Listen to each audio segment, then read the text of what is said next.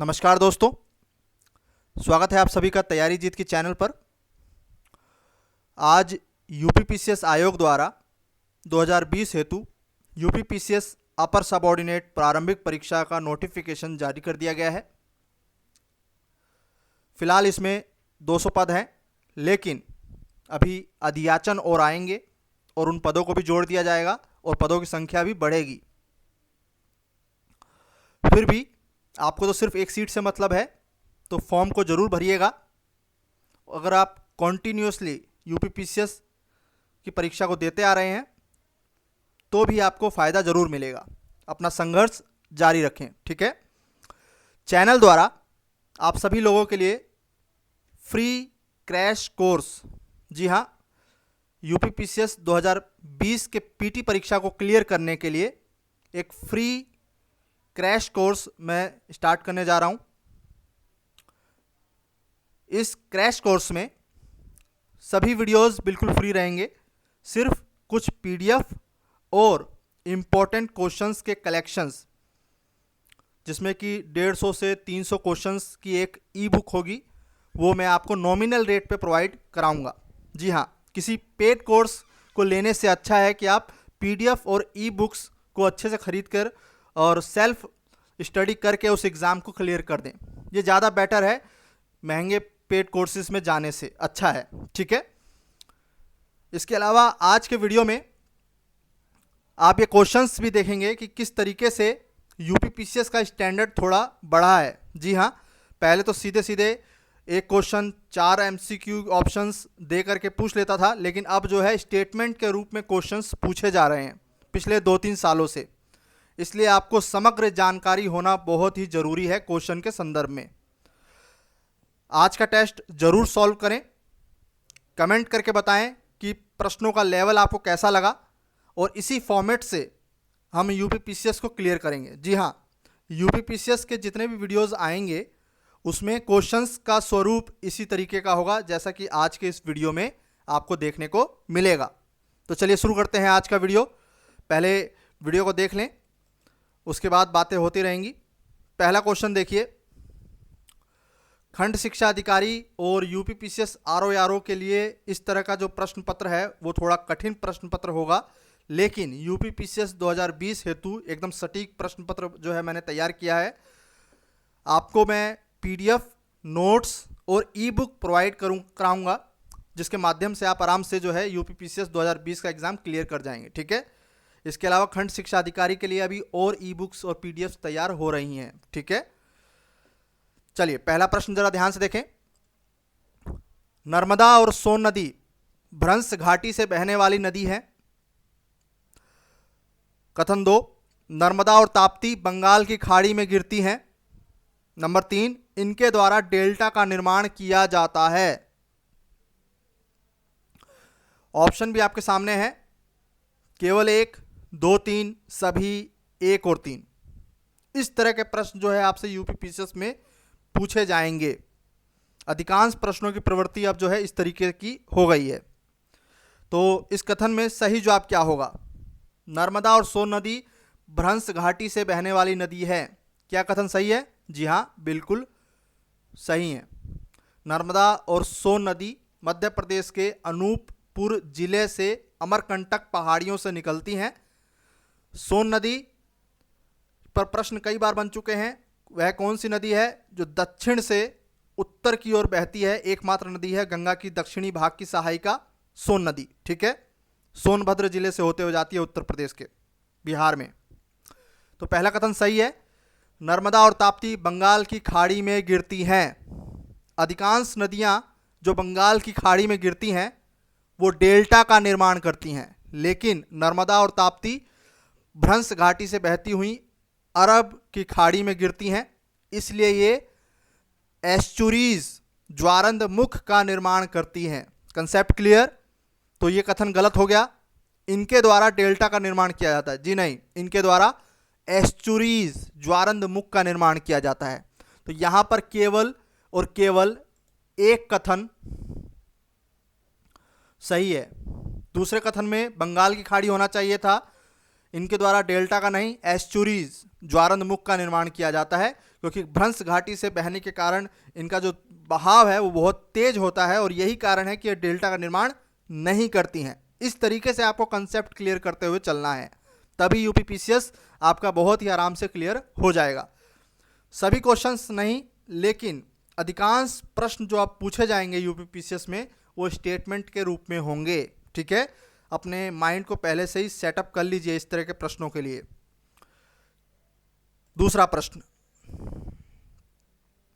Comment करके जरूर बताइएगा कि आज का टेस्ट में कितने प्रश्न आप सही करने की स्थिति में थे और वीडियो कैसी लगी। निम्न में से कौन ऊर्जा का अक्षय स्रोत है? ये एक सरल प्रश्न, क्योंकि खंड शिक्षा अधिकारी के लोग भी देख रहे हैं इस वीडियो को, उनके लिए भी जो है कुछ क्वेश्चंस मैंने डाले हैं। LPG, CNG, lignite, biomass. दूसरे का सही जवाब क्या है? LPG, CNG, lignite, biomass. कौन अक्षय ऊर्जा का अक्षय स्रोत है? इंग्लिश फॉर्मेट भी जरूर देखिएगा, वहां पे रीन्यूएबल एनर्जी सोर्स लिखा होगा, रीन्यूएबल, नॉन रीन्यूएबल पता होना चाहिए। सही जवाब क्या है? क्वेश्चन नंबर 2 का सही जवाब है ऑप्शन डी, बायोमास। एलपीजी प्रदूषण छोड़ेगा, सीएनजी भी, और लिग्नाइट तो बहुत ज़्यादा। बायोमास एक ऊर्जा का अक्षय स्रोत है, यानी कि इसको दोबारा प्राप्त किया जा सकता है। एलपीजी, सीएनजी, लिग्नाइट एक बार यूज़ किया उसके बाद समाप्त हो जाते हैं, तो ये अक्षय स्रोत नहीं है। इस तरह के प्रश्नों के लिए भी आपको तैयार रहना है। ठीक है, एक्स्ट्रा फैक्ट में समीक्षा अधिकारी में पूछा गया प्रश्न है, भारत में लिग्नाइट कोयले की सबसे बड़ी खदानें किस राज्य में हैं? पूछा गया प्रश्न है। सही जवाब क्या होगा? सही जवाब है तमिलनाडु। तमिलनाडु का निवेली स्थान जो है वो लिग्नाइट, ये तृतीय स्तर का कोयला होता है। इसमें कार्बन का अंश कम होता है, कम ऊर्जा देता है। यही कारण है कि भारत में तृतीय स्तर के कोयले के भंडार तो बहुत ज़्यादा हैं, लेकिन हमें एंथ्रासाइट टाइप का कोयला और बिटुमिनस टाइप का कोयला ज़्यादा चाहिए होता है, इसीलिए हम आयात करते हैं। कोयले के बड़े भंडारों में है हमारा राष्ट्र, इसके बावजूद हम जो है आयात करते हैं अपने तापीय संयंत्रों के लिए, बिजली उत्पादन के लिए। जो हमारे एनटीपीसी संस्थान और संयंत्र है वहाँ पर कोयले को जो है रॉ मटेरियल यूज़ के लिए आयात करना पड़ता है हमको। ठीक है, ऑस्ट्रेलिया से। भारत में किस प्रकार का कोयला सबसे ज़्यादा पाया जाता है? तो तृतीय प्रकार का लिग्नाइट कोयला, जिसमें कि कार्बन का अंश कम है। कार्बन का अंश ज़्यादा होगा वो बेटर क्वालिटी का बेस्ट कोयला होता है, जैसे कि anthracite. Anthracite number 1, bituminous number 2, lignite, उसके बाद है पीट कोयला। तो ये कोयले के फॉर्म हैं, प्रश्न बनते हैं, पता होना चाहिए। उच्च क्वालिटी का कोयला होता है एंथ्रासाइट, और इसका सबसे बड़ा उत्पादक राष्ट्र अमेरिका। ठीक है, पता होना चाहिए। चलिए अगला प्रश्न देखते हैं। वीडियो को लाइक करें दोस्तों। पॉलिटी का प्रश्न है, भारतीय संविधान का कौन सा अनुच्छेद पर्यावरण संरक्षण के लिए राज्य नीति निदेशक सिद्धांतों को मान्यता प्रदान करता है? तीसरे का सही जवाब क्या होगा? ऑप्शन बी, अनुच्छेद 48 क। ठीक है, राज्य का नीति निदेशक सिद्धांत है ये, पर्यावरण संरक्षण से संबंधित। पंचायती राज व्यवस्था से संबंधित कौन सा आर्टिकल राज्य का नीति निदेशक सिद्धांत है? अनुच्छेद 40 पंचायती राज व्यवस्थाओं का गठन करने की बात करता है, जो कि राज्य का नीति निदेशक सिद्धांत है। ठीक है, कमेंट करके बताइए कि राज्य का नीति निदेशक सिद्धांत किस राष्ट्र से लिया गया है, किस राष्ट्र के संविधान से प्रेरित है? कमेंट करके बताइए।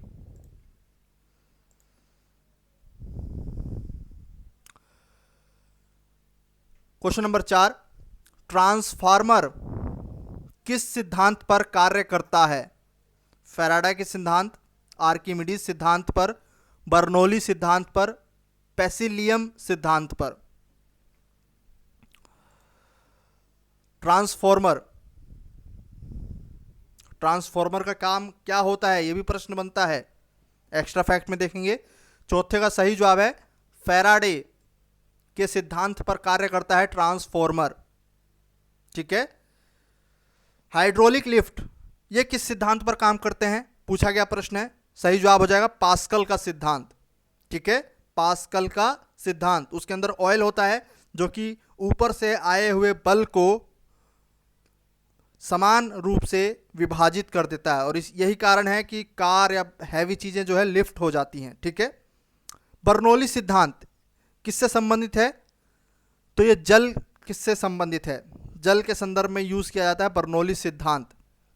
और क्यूसेक, क्यूसेक एक यूनिट है जल को मापने की। एक्स्ट्रा फैक्ट में कुछ क्वेश्चंस मैंने लिखे हैं, उनको देख लेते हैं। विद्युत मोटर का कार्य क्या है, विद्युत ऊर्जा को यांत्रिक ऊर्जा में बदलना। विद्युत मोटर का जो है कार्य क्या है, विद्युत ऊर्जा को यांत्रिक ऊर्जा में बदलना। डायनमो, प्रीवियस ईयर्स का जो है पेपर उठा के देखिए, डायनमो का जो है यूज बार बार पूछा गया है। डायनमो यांत्रिक ऊर्जा को विद्युत ऊर्जा में बदलता है। इंग्लिश में क्या कहेंगे, मैकेनिकल एनर्जी को इलेक्ट्रिक एनर्जी में चेंज करता है आपका डायनेमो। ट्रांसफॉर्मर का कार्य क्या है, एसी व अल्टरनेटिंग करंट वोल्टेज को अप या डाउन करना, जिसको कि हिंदी में कहेंगे उपचयन या अपचयन। ठीक है, AC voltage, alternating current. Current कितने होते हैं, अल्टरनेटिंग करंट, डायरेक्ट करंट। ठीक है, तो ध्यान रखिएगा। ये क्वेश्चन पूछा गया है, इस तरह के प्रश्नों के लिए तैयार रहना है आपको यूपीपीसीएस 2020 में। Hargobind Khorana, W Holley, Marshall W Nirenberg, उपरोक्त में से कौन आनुवांशिक कोड और प्रोटीन संश्लेषण की खोज कार्यों हेतु जाना जाने जाते हैं। तीनों का नाम देख लीजिए। क्वेश्चन पूछा गया है जेनेटिक कोड और प्रोटीन संश्लेषण की खोज कार्यों हेतु जाने गए हैं, तो यहां पर पांचवे का सही जवाब हो जाएगा ऑप्शन सी, तीनों ही सही हैं। Hargobind Khorana, W Holley, Marshall W Nirenberg. सुमेल करने को भी आ सकता है, इनके नाम दे करके इनके कार्यों को बताया जा सकता है। निम्नलिखित में से कौन सा प्रायद्वीपीय पठार को दो भागों में बांटते हैं, अरावली की पहाड़ियां, विंध्य पर्वत, मालवा पठार, नर्मदा पठार। सही जवाब क्या होगा, सही जवाब है नर्मदा का पठार, नर्मदा पठार। अगर क्वेश्चन पूछे कि प्रायद्वीपीय पठार की सर्वोच्च चोटी कौन सी है, तो अन्नामलाई पहाड़ियों की अनाई मूड़ी 2000 मीटर ऊंची है, अनाई मूड़ी। अब क्वेश्चन नंबर 6 की जरा व्याख्या देख लें। मैं एक नई चीज करने की कोशिश कर रहा हूं कि कुछ क्वेश्चंस की व्याख्या भी दे रहा हूं, ताकि वहां से कुछ अलग प्रश्न अगर बनने हुए तो आपको पता हो। प्रायद्वीपीय पठार भारत की सबसे बड़ा भौतिक खंड है। यह सबसे पुराना है और कठोर चट्टानों से निर्मित भाग है। नर्मदा दरार प्रायद्वीपीय पठार को दो भागों में बांटता है। यह दो भाग हैं, मालवा का पठार और डेक्कन का पठार। मालवा का पठार जो है उत्तर पश्चिम में अरावली पहाड़ियों और दक्षिण में विंध्य पर्वत से घिरा हुआ है। तो क्वेश्चन यहां से बन सकता है कि अरावली की पहाड़ियों और विंध्य पर्वत से कौन सा पठार घिरा हुआ है, तो मालवा का पठार। ठीक है, नर्मदा दरार या पठार अलग करता है मालवा का पठार को डेक्कन के पठार को। यहां पे ऑप्शन डी होगा।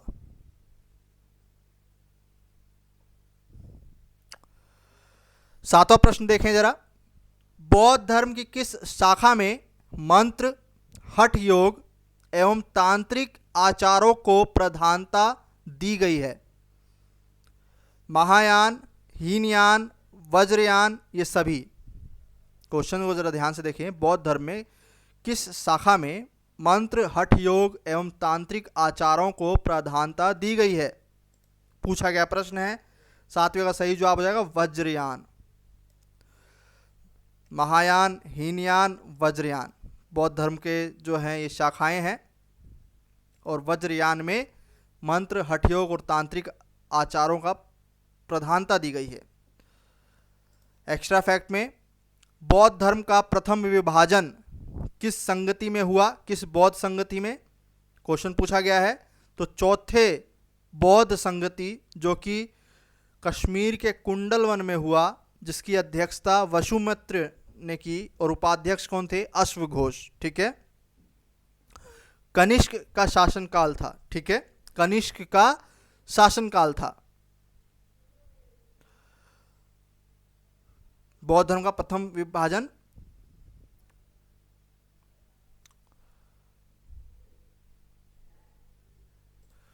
तो यहां पे प्रश्न आपको बताना है कि बौद्ध धर्म का प्रथम विभाजन किस संगति में हुआ।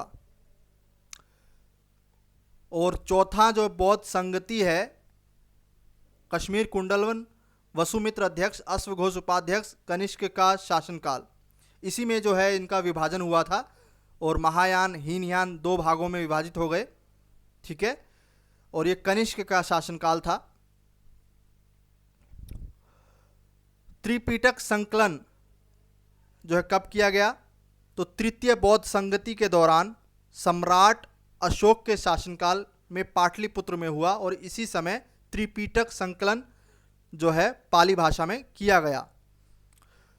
तो महायान और हीनयान कब हुए विभाजन, चौथे बौद्ध संगति कुंडलवन, वसुमित्र अध्यक्ष थे, अश्वघोष उपाध्यक्ष और कनिष्क का शासनकाल था।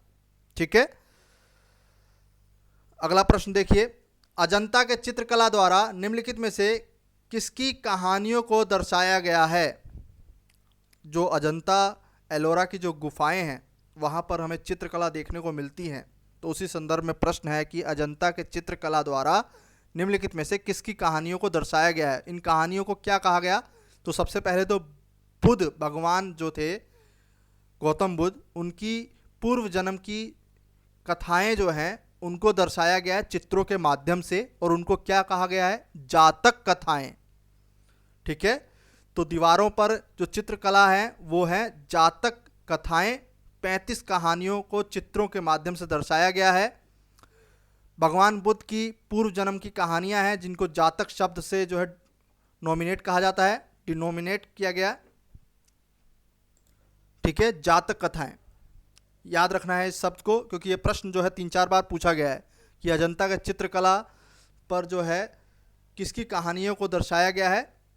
तो ये भगवान बुद्ध की पूर्व जन्म की कहानियां हैं। और ये जो अजंता एलोरा है ये महाराष्ट्र के औरंगाबाद शहर से 100 किलोमीटर की दूरी पर है। महाराष्ट्र से 100 किलोमीटर दूर औरंगाबाद, और यूनेस्को द्वारा विश्व धरोहर स्थल घोषित किया गया है। ठीक है, पृथ्वी पर सबसे अधिक मात्रा में पाए जाने वाला धातु तत्व कौन सा है, लोहा, एल्युमिनियम, कैल्शियम, सोडियम। सही जवाब हो जाएगा एल्युमिनियम। ठीक है, एल्युमिनियम। मानव शरीर में पाए जाने वाला तत्व कौन सा है सर्वाधिक, हाइड्रोजन, नाइट्रोजन, कार्बन, ऑक्सीजन। तो यहां पे सही जवाब हो जाएगा ऑक्सीजन। ठीक है, चलिए, मानव रक्त में ऑक्सीजन का वाहक हीमोग्लोबिन।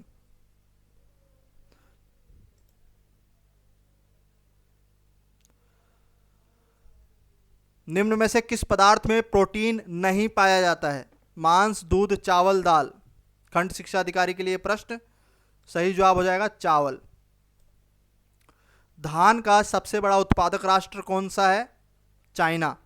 ठीक है, भारत में धान की उत्पादकता के संदर्भ में सबसे बड़ा राज्य कौन सा है, पंजाब, लेकिन उत्पादन के संदर्भ में पश्चिम बंगाल। प्रश्नों को ध्यान से देखिएगा, किस तरीके से प्रश्न पूछा जा रहा है आपसे परीक्षा में, वहीं पर कंफ्यूजन हो जाता है और प्रश्न का जवाब जो है बदल जाता है। पॉलिश किए हुए चावल से कौन सा रोग होने की संभावना होती है, थाइमीन रोग। थाइमीन रोग से कौन सा विटामिन जुड़ा हुआ है, विटामिन B1। विटामिन B1 को थाइमीन कहा जाता है और जिसकी कमी से होने वाला रोग है बेरी। ठीक है, तो पॉलिश किए हुए चावल से रोग होता है बेरी, किसकी कमी से, थायमीन की कमी से, विटामिन B1। तो याद रहेगा आपको कि पॉलिश किए हुए चावल से बेरी रोग हो जाता है, जो कि विटामिन B1 की कमी से होता है। और B1 को, बी फॉर बॉय, B1 को थायमीन भी कहा जाता है, केमिकल नेम। एक्स्ट्रा फैक्ट में कुछ क्वेश्चंस को देख लेते हैं। मानव भोजन में प्रोटीन और अन्य पोषक तत्वों की कमी से कौन सा रोग होता है? तो सही जवाब है काशियोर-कोर रोग। कई बार परीक्षाओं में काशियोर-कोर रोग लिखा होता है और कई बार मेरास्मस रोग। ठीक है, मेरास्मस रोग भी प्रोटीन की कमी से होता है। और ये जो काशियोर-कोर रोग है, ये बच्चों में अधिकांश रूप से देखा जाता है। प्रोटीन की कमी जो हो जाती है, ज़्यादातर अफ्रीका राष्ट्रों के बच्चों में ये रोग देखा जाता है, लेकिन परीक्षा में पूछ लेता है। तो दोनों को याद रखिएगा फैक्ट को। सभी एंजाइम प्रोटीन होते हैं और वो जैव उत्प्रेरक का कार्य करते हैं। जैव उत्प्रेरक क्या होता है? शरीर में बहुत सारी एक्टिविटीज़, गतिविधियां होती रहती हैं।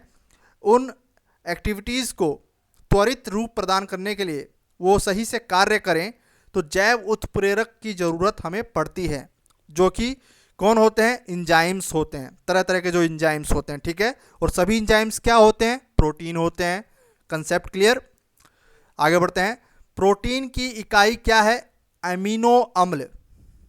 अमीनो अम्ल, 24 तरह के अमीनो अम्ल शरीर में पाए जाते हैं, जिनमें से 8 अमीनो अम्ल का निर्माण शरीर में नहीं होता है, बाकी का शरीर में स्वतः हो जाता है। ठीक है, तो पूछा गया है प्रश्न कि प्रोटीन की इकाई क्या है? अमीनो अम्ल। याद रखना है आपको। एंजाइम क्या है? प्रोटीन है, और ये एक जैव उत्प्रेरक है, इंग्लिश में बायो कैटालिस्ट, जो कि गतिविधियों को, एक्टिविटीज़ को इंक्रीज कर देती है, उनका रेट ऑफ टाइम इंक्रीज कर देती हैं। ठीक है, स्पीड बढ़ा देती हैं। चलिए अगला प्रश्न देखते हैं। निम्नलिखित में से कौन सा से कोरोमंडल तट स्थित प्राचीन भारत के पत्न नगर हैं? एंशियंट इंडिया का प्रश्न है ये, एनसीईआरटी से उठाया हुआ प्रश्न है। हम जानते हैं मालाबार तट को, कोरोमंडल तट को। मैप में अगर आपने देखा होगा तो अच्छे से क्लियर होगा आपको। यहाँ पे पूछा गया है कि कोरोमंडल तट के बंदरगाह नगर प्राचीन भारत के कौन से हैं?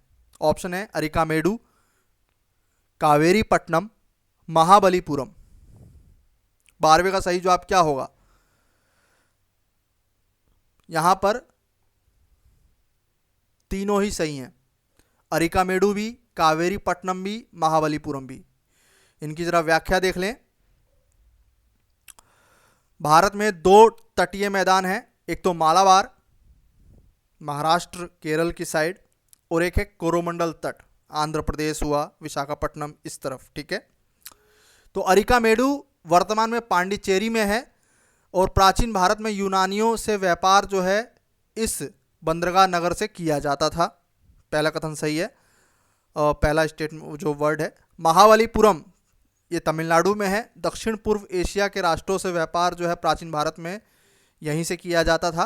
पल्लव जो वंश थे प्राचीन भारत में, उनका जो तट मंदिर है वो यहाँ का फेमस है, महाबलीपुरम का। कावेरीपट्टनम चोल साम्राज्य का नगर पत्तन था, यानी कि नगर बंदरगाह। ठीक है, कावेरीपट्टनम। और चोल साम्राज्य स्थानीय स्वशासन के लिए भी जाने जाते हैं। स्थानीय स्वशासन विकेंद्रीकरण की पहली झलक प्राचीन भारत में किस सम्राट के वंशों में दिखाई पड़ती है? चोल साम्राज्य, जिन्होंने बंगाल की खाड़ी को झील में बदल दिया था। कई सारे प्रश्न जो हैं चोल साम्राज्य पे बनते हैं, वो हम देखेंगे। 13वां प्रश्न जरा ध्यान से देखें। सारनाथ के सिंह शीर्ष पर निम्न में से कौन सा से पशु पाए गए हैं? कौन से पशु पाए गए हैं? बाघ, घोड़ा, हाथी। ऑप्शन इस तरीके के हैं, पूछा जा सकता है प्रश्न, खंड शिक्षा अधिकारी के लिए स्पेशल क्वेश्चन। सही जवाब हो जाएगा यहाँ पे केवल 2 और 3, घोड़ा, हाथी। और व्याख्या देख लेंगे इसकी एक बार। सारनाथ के सिंह शीर्ष पर एक हाथी, एक वृषभ, एक घोड़ा और एक सिंह, इन 4 जानवरों को जो है उत्कीर्ण किया गया है। ठीक है, चलिए 14वां प्रश्न देखिए जरा। यक्षगान के संदर्भ में विचार करें। यह रंगमंच में नृत्य और संगीत संयोजन की पारंपरिक शैली है। यह रामायण और महाभारत की पौराणिक कहानियों पर आधारित है। यह भारत के केरल राज्य से संबंधित है। सही जवाब क्या होगा? यक्षगान। ठीक है, जैसे कि मोहिनीअट्टम है, भारतनाट्यम है, सत्रिया है, तो नृत्य शैलियों पर प्रश्न अक्सर पूछ लेता है। तो यूपी पीसीएस में यक्षगान, यूपीएससी में तो पूछा गया है प्रश्न है, पीसीएस में अभी नहीं पूछा है। तो 14वें का सही जवाब है यह रंगमंच में नृत्य और संगीत संयोजन की पारंपरिक शैली है। यह कथन सही है। यह रामायण और महाभारत की पौराणिक कहानियों पर आधारित है, यह भी सही है। यह भारत के केरल राज्य से संबंधित है, यह कथन गलत है, यह कर्नाटक राज्य से संबंधित है। यक्षगान पर प्रश्न आए कर्नाटक राज्य। ठीक है, और यक्षगान में क्या किया जाता है? रामायण और महाभारत की पौराणिक कहानियों पर आधारित नृत्य और संगीत संयोजन की पारंपरिक शैली है ये। मौलिक अधिकारों के संदर्भ में रिट क्षेत्राधिकारों पर विचार करें। रिट क्षेत्राधिकारों पर पहला कथन, बंदी प्रत्यक्षीकरण रिट निजी व्यक्तियों के विरुद्ध जारी नहीं की जा सकती। निषेधाज्ञा रिट केवल न्यायिक निकायों के विरुद्ध ही उपलब्ध होती है। अधिकार प्रेक्षा रिट की मांग गैर पीड़ित व्यक्तियों द्वारा की जा सकती है। कौन सा कथन सही है? ध्यान से देख लीजिए। पहला कथन, दूसरा कथन और तीसरा कथन। तो यहां पर सही जवाब है केवल और केवल तीसरा कथन सही है। व्याख्या देखेंगे हम।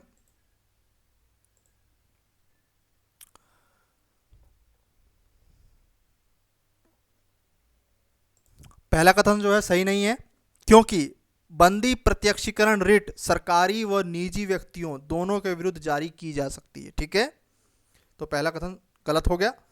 दूसरा कथन भी सही नहीं है। निषेधाज्ञा रिट जो है, जिसको कि प्रतिषेध रिट भी कहा जाता है, केवल न्यायिक और अर्ध न्यायिक प्राधिकरण के विरुद्ध ही जारी की जा सकती है।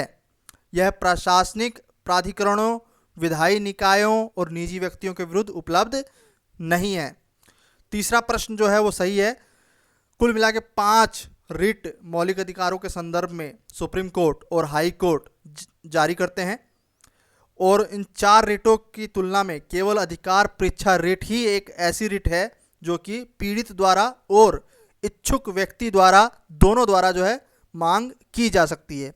यह जो रिट है यह कानून या संविधान द्वारा निर्मित स्थायी सरकारी कार्यालय के विरुद्ध ही जारी की जा सकती है, निजी संस्थान के विरुद्ध जारी नहीं की जा सकती।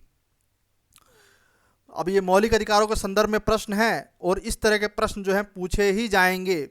ठीक है, प्रश्न का स्वरूप थोड़ा कठिन है, तो इसके लिए लक्ष्मीकांत बुक आपको पढ़नी पड़ेगी इस तरह के प्रश्नों का सटीक उत्तर देने के लिए। ठीक है, कोई से 4 स्टेटमेंट दे देगा। रिटों के संदर्भ में यहाँ पे 3 स्टेटमेंट दिए गए हैं। रिटों के बारे में 5 स्टेटमेंट आपको पता होने चाहिए, किस तरह के रिट हैं, किस संदर्भ में जारी किया जा सकता है, क्योंकि प्रश्न यहाँ से बन सकता है। तो पता चल गया आपको। पहला कथन यहाँ पे गलत है, क्योंकि बंदी प्रत्यक्षीकरण रिट जो है सरकारी और निजी दोनों व्यक्तियों के विरुद्ध जारी हो सकता है। दूसरा गलत है, और जो तीसरा कथन है वो सही है। तो यहाँ पे केवल और केवल तीसरा कथन, इस तरह के ऑप्शन भी हो सकते हैं। निम्नलिखित में से कौन सा मूल अधिकार का प्रयोग का उदाहरण नहीं है? 4 स्टेटमेंट यहाँ दिए हुए हैं, बताना है आपको मूल अधिकार के प्रयोग का उदाहरण नहीं है। एक किसान अपना खेत बेचता है और कारोबार आरंभ करता है, ये सही है। एक व्यक्ति गुजरात से महाराष्ट्र में प्रवास करता है और वहीं बस जाता है, ये भी सही है। एक व्यक्ति अपने माता पिता से उत्तराधिकार में संपत्ति प्राप्त करता है, ये कथन गलत हो रहा है। अगला देख लेते हैं। एक व्यक्ति किसी धर्म में विश्वास करने से मना करता है, तो ये उसकी धर्म की स्वतंत्रता है, तो ये कथन सही है। तो यहाँ पे सही जवाब हो जाएगा ऑप्शन सी, ये मौलिक अधिकार का प्रयोग नहीं है। निम्नलिखित में से कौन सी अनुसूचियों को संसद के साधारण बहुमत द्वारा संशोधित किया जा सकता है? सही जवाब क्या होगा? ऑप्शन देख लीजिए, दूसरी अनुसूची, चौथी अनुसूची, पांचवी अनुसूची, सातवीं अनुसूची। ये काफ़ी कठिन टाइप के क्वेश्चंस हैं, इनके लिए आपको लक्ष्मीकांत की बुक पढ़नी ही पड़ेगी। और इस तरह के क्वेश्चंस जो हैं पिछले कुछ सालों से पूछे जा रहे हैं। ठीक है, साधारण बहुमत द्वारा संशोधित किया जा सकता है। 17वें का सही जवाब क्या होगा?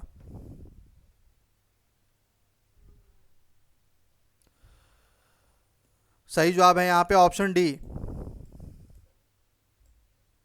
दूसरी अनुसूची और पांचवी अनुसूची। ठीक है, ध्यान रखिएगा, सातवीं अनुसूची पे कई सारे प्रश्न बनते हैं और पूछे भी गए हैं। सातवीं अनुसूची बहुत ही महत्वपूर्ण अनुसूची है, इसके बारे में ज़रूर पढ़ लीजिएगा। और इस पर किसी भी तरह का जो है बदलाव के लिए आधे से ज़्यादा राज्यों का अनुसमर्थन होना अनिवार्य है। ठीक है, तो यहाँ पर फिलहाल साधारण बहुमत द्वारा संशोधित किया जा सकता है दूसरी अनुसूची को और पांचवी अनुसूची को। ठीक है, चलिए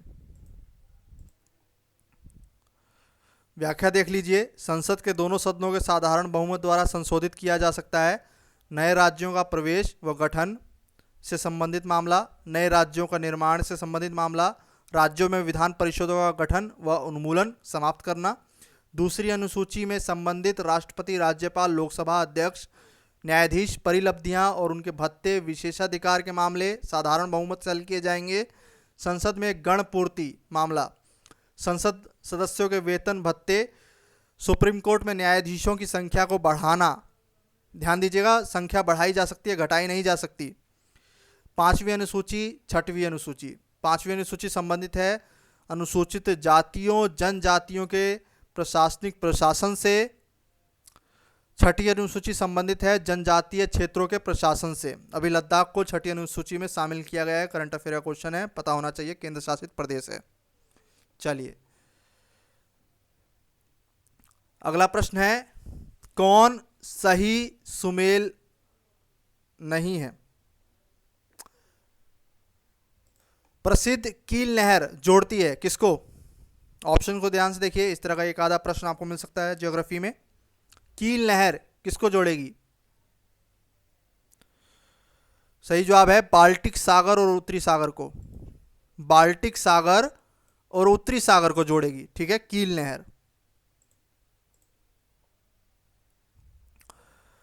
सुमेल नहीं है, यह प्रश्न 3 से 4 बार पूछा गया है। देखें ध्यान से, स्वेज नहर भूमध्य सागर और लाल सागर के मध्य जो है सीमा बनाती है।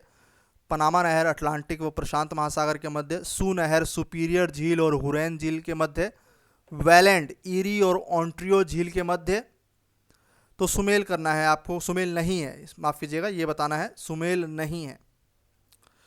तो यहाँ पर क्वेश्चन नंबर 19वें में सभी सही है। जी हाँ, इंपॉर्टेंट क्वेश्चन है, 3-4 बार पूछा गया है और यहाँ पर सारे सारे सही हैं। सुएज नहर भूमध्य सागर और लाल सागर के मध्य सीमा का निर्माण। पनामा नहर अटलांटिक प्रशांत महासागर। सू नहर सुपीरियर झील और हुरैन झील। वेलेंड, ईरी और ऑन्ट्रियो झील के मध्य। स्टेटमेंट में है 3 क्वेश्चंस। अटाकामा मरुस्थल विश्व का सबसे शुष्कतम मरुस्थल है, सबसे सूखा। तांबे की विश्व की सबसे बड़ी खान जिसका नाम है चुकीमाटा, यहीं पर अवस्थित है। यह मरुस्थल अर्जेंटीना में है, अर्जेंटीना। दक्षिण अमेरिकी राष्ट्र। तीनों स्टेटमेंट में कौन सा गलत है यह बताना है, कौन सा स्टेटमेंट गलत है और कौन सा स्टेटमेंट सही है, सोचना है आपको। तो यहां पे सही बताना है फिलहाल। तो अटाकामा मरुस्थल विश्व का सबसे शुष्कतम मरुस्थल है, यह कथन सही है गलत है? सही है। तांबे की सबसे बड़ी खान चुकीमाटा यहीं पर अवस्थित है, इसी मरुस्थलों के बीच। ठीक है, यह भी सही है। तीसरा कथन देखिए, यह मरुस्थल अर्जेंटीना में है। जी नहीं, यह मरुस्थल चिली में है, चिली। अर्जेंटीना के मरुस्थल का नाम है पेंटागोनिया का मरुस्थल। तो यहाँ पर कौन से कथन सही हुए? केवल 1 और 2। क्वेश्चन में ये भी देख लीजिएगा कि क्या पूछा है, कौन सही है कौन सही नहीं है, इस तरह के क्वेश्चन में ध्यान से पढ़िएगा, ठीक है, कि कूट में क्या पूछ रहा है। चलिए, यहाँ पर सही कथन बताना था तो केवल 1 और 2 कथन सही है। जो अटाकामा है वो चिली का मरुस्थल है, ना कि अर्जेंटीना का। अर्जेंटीना का जो मरुस्थल है उसका नाम है पेंटागोनिया। भारत का कौन सा पतन बंदरगाह लैगून पर विकसित किया गया है?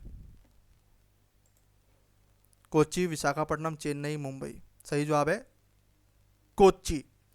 बंदरगाहों पर भी कई प्रश्न जो है बने हैं। चलिए आगे का एक्स्ट्रा फैक्ट देख लें। देश का सबसे अच्छा प्राकृतिक बंदरगाह और सबसे गहरा बंदरगाह कौन सा है? विशाखापट्टनम, याद रखना है, ठीक है। देश का लैंड लॉक्ड बंदरगाह कौन सा है? यह भी विशाखापट्टनम में है। जापान और दक्षिण पूर्व एशिया को कच्चा लौह इस्पात का निर्यात किस बंदरगाह से किया जाता है? तो विशाखापट्टनम से ही, ठीक है। पश्चिमी तट पर सबसे बड़ा प्राकृतिक बंदरगाह और देश का भी सबसे बड़ा बंदरगाह कौन सा है? मुंबई, ठीक है। इसी की सहायता के लिए एक नया बंदरगाह बनाया जा रहा है, उसका नाम क्या है मैंने पहले भी बताया है, कमेंट करके बताइएगा, ठीक है। तो इस तरह के एक स्टेटमेंट के रूप में जो है खुद को तैयार रखिए, ठीक है। प्रश्न गलत नहीं होना चाहिए। मैं काफ़ी मेहनत कर रहा हूँ आप सभी लोगों के लिए, एक्स्ट्रा फैक्ट्स बताता हूँ, तो आपकी भी जिम्मेदारी बनती है कि उन फैक्ट्स को अपने माइंड में सिक्योर रखें, ठीक है।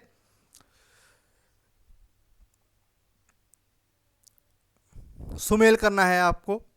नोवामुंडी, कोडरमा, कलपक्कम, कर्णपुरा, दूसरी तरफ है अभ्रक, कोयला, लोहअयस्क, आणविक शक्ति।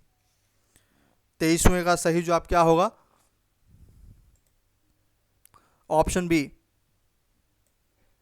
नोवामुंडी लोहअयस्क के लिए जाना जाता है।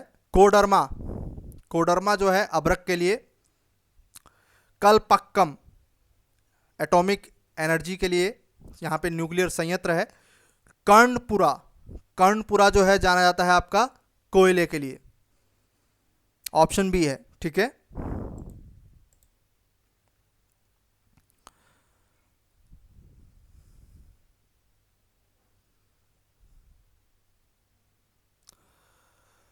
चौबीसवें क्वेश्चन को देखें जरा ध्यान से। अप्रैल मई में चलने वाली स्थलीय गर्म व शुष्क पवनों के संदर्भ में विचार करना है।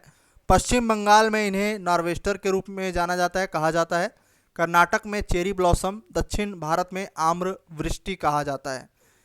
मिस्ट्रल हवा इटली व फ्रांस में चलने वाली स्थानीय गर्म हवा है। अब यहां बताना है कौन सा स्टेटमेंट सही है।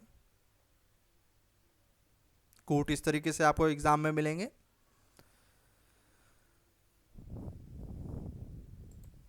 पश्चिम बंगाल में नॉर्वेस्टर काल बैसाखी कहा जाता है, सही है। कर्नाटक में चेरी ब्लॉसम और दक्षिण भारत में आम्र वृष्टि कहा जाता है, यह भी सही है। तीसरा कथन जरा देख लें क्या है। मिस्ट्रल हवा इटली व फ्रांस में चलने वाली स्थानीय गर्म हवा है। इटली और फ्रांस में तो चलती है, लेकिन ये एक ठंडी हवा है, ना कि गर्म हवा। तो ये भी आपको इस तरीके से भी कन्फ्यूज़न क्रिएट किया जा सकता है आपके लिए पेपर में। तो इस तरीके से भी आपको तैयार रहना है। यहाँ पे कथन 1 और 2 सही है, कथन 3 गलत है। केवल 1 और 2, ऑप्शन बी। अगला प्रश्न देखिए। कश्मीर घाटी एक प्रकार की घाटी है, विवर्तनिकी, रिफ्ट, रैंप, अंधी घाटी। सही जवाब हो जाएगा 25वें का। हिमालय के उत्थान से कश्मीर घाटी जो है किसका उदाहरण प्रस्तुत करती है? विवर्तनिकी घाटी का। रैंप घाटी का उदाहरण कौन देता है? ब्रह्मपुत्र नदी। पूछा गया प्रश्न है। ब्रह्मपुत्र नदी के संदर्भ में जो है एक्स्ट्रा फैक्ट्स जब मैंने 7-8 बताए थे तो वहाँ पर मैंने क्लियर किया था, तो क्वेश्चन गलत नहीं होना चाहिए। रिफ्ट घाटी के बारे में भी मैं पहले बता चुका हूँ विस्तार से, वीडियो लंबा हो जाएगा। चलिए आगे बढ़ते हैं। एनसीईआरटी से ये प्रश्न उठाया हुआ है, क्वेश्चन को ज़रा ध्यान से पढ़ें। समुद्री जल से जब नदी का जल अधिक घना होता है तो पक्षी पंजा डेल्टा का निर्माण होता है। ज्वारंदमुखी डेल्टा हमेशा अर्ध शुष्क अथवा शुष्क प्रदेशों में ही बनते हैं। यूपीएससी और पीसीएस में इस तरह के प्रश्न आपसे पूछे जा सकते हैं। कौन सा सही है? केवल एक, केवल दो, एक और दो दोनों सही हैं, कोई भी सही नहीं है। तो यहाँ पर दोनों स्टेटमेंट आपने पढ़े और दोनों ही स्टेटमेंट गलत हैं। ठीक है, इस तरह के प्रश्नों के लिए अब आपको तैयार रहना है यूपी पीसीएस में। खंड शिक्षा अधिकारी में भी कुछ क्वेश्चंस आपको ऐसे मिल सकते हैं। व्याख्या देखेंगे हम। पक्षी पंजा डेल्टा का निर्माण में नदियों के वेग का महत्व होता है। ठीक है, अधिक वेग के कारण नदी सागर में अधिक दूरी तक एक ही धारा के रूप में चलती है और अंत में पक्षी पंजा डेल्टा का निर्माण करती है। ठीक है, और इसका सबसे बेहतरीन उदाहरण है मिसिसिपी नदी। क्वेश्चन यह भी पूछा गया है कि पक्षी पंजा डेल्टा का निर्माण कौन सी नदी निम्नलिखित में से करती है। वहां पे मिसिसिपी पे आपको क्लिक करना है। ठीक है, चलिए, तो पहला स्टेटमेंट गलत हो गया। दूसरा स्टेटमेंट देख लेते हैं।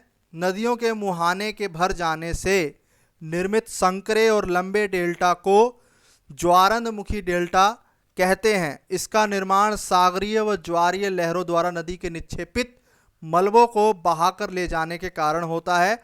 नर्मदा, तापी, मैकेंजी, ऑर्डर, विस्चुएला आदि आर्द्र क्षेत्रों की नदियां हैं जो डेल्टा का निर्माण करती हैं। भारत की गंगा और ब्रह्मपुत्र भी जो है, ठीक है, डेल्टा का निर्माण करती हैं। यहाँ पे ज्वारंदमुखी डेल्टा की जो है ये परिभाषा दी हुई है, तो ध्यान से एक बार फिर से पढ़ लें। नदियों के मुहाने के भर जाने से निर्मित संकरे और लंबे डेल्टा को ज्वालामुखी डेल्टा माफ कीजिएगा ज्वारंदमुखी डेल्टा कहा जाता है। इसका निर्माण सागरीय व ज्वारीय लहरों द्वारा नदी के निक्षेपित मलबों को बहाकर ले जाने के कारण होता है। नर्मदा, तापी, मैकेंजी, ऑर्डर, विस्चुएला आदि आर्द्र क्षेत्रों की नदियां हैं जो कि डेल्टा का निर्माण करती हैं। ज्वारंदमुखी डेल्टा का, एस्चुरीज का निर्माण करती है। ठीक है, ध्यान रहेगा। और इनके द्वारा जो डेल्टा का निर्माण किया जाता है वो डेल्टा अलग होता है किसके द्वारा? जो गंगा और ब्रह्मपुत्र के द्वारा जो किया जाता है। ज्वारंदमुखी डेल्टा अलग है और गंगा ब्रह्मपुत्र नदी का डेल्टा अलग है। पक्षीपाद पंजा डेल्टा अलग है। ये कुछ डेल्टाएं हैं, इनके बारे में जो है मैंने एक वीडियोज़ में समझाया था, वहाँ पर बाकायदा मैंने क्लियर किया था, और जितने भी क्वेश्चंस इस पर बन सकते हैं वो भी मैंने उस वीडियो में बताया था। और इस तरीके के वीडियोस मैं अब और लेके आऊँगा जहाँ पे व्याख्या लिखी होगी और कंसेप्ट क्लियर होगा। ठीक है, तो भारत में ज्वारंदमुखी डेल्टा का निर्माण अधिकांश वो नदियाँ हैं जो अरब की खाड़ी में गिरती हैं। नर्मदा, ताप्ती, ठीक है, माही, मूसी। इसके अलावा दामोदर नदी भी जो है वो भ्रंश घाटी से बहती है। अगला प्रश्न देखते हैं, वीडियो लंबी हो रही है। एक तरफ है मूल शैल और दूसरी तरफ है कायांतरित शैल। गैब्रो, बेसाल्ट, सैंडस्टोन शैल। कायांतरित शैल का स्वरूप बताना है। ये प्रश्न भी 2 बार पूछा गया है। एम्फीबोलाइट, एपीडाइओराइट, स्लेट, क्वार्टजाइट। 27वें का सही जवाब क्या होगा? Option D. वैसे तो मुझे 50 के करीब प्रश्न कराने थे, वीडियो लंबी हो रही है, वीडियो को यहीं रोकते हैं। इस वीडियो को ज़रा देख लीजिए क्योंकि ये इंपॉर्टेंट क्वेश्चन है, प्रश्न बन सकता है। जितने भी मूल शैल हैं और उनसे जुड़े हुए कायांतरित शैल हैं उनको एक तरफ मैंने लिख दिया है। गैब्रो, कई बार पेपर में आपको एपीडायोराइट या सर्पेंटाइन लिखा हुआ दिखेगा।